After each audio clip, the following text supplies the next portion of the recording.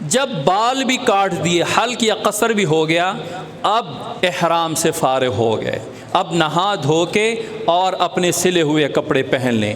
جو 8 ذو الحجہ سے احرام باندھا تھا وہ 10 ذو الحجہ کو قربانی کرنے کے بعد اس احرام سے اب نکل گئے، اب آرام سے اپنے کپڑوں میں آ گئے۔ اب اگر 10 ذو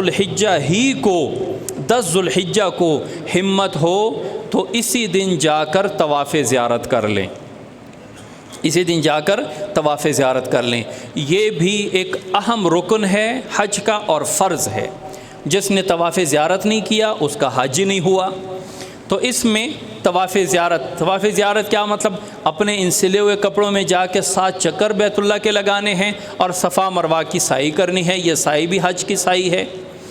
تو جب یہ طواف زیارت بھی ہو گیا، اگر اس دن ہو گیا تو بہت اچھا، نہیں تو اگلے دن 11 ذو الحجہ کو بھی کر سکتے ہیں، 12 ذو الحجہ کو غروب آفتاب سے پہلے تک کر سکتے ہیں۔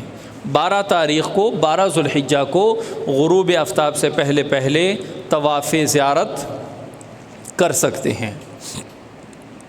اب جب طواف زیارت ہو گیا تو حج مکمل ہو گیا۔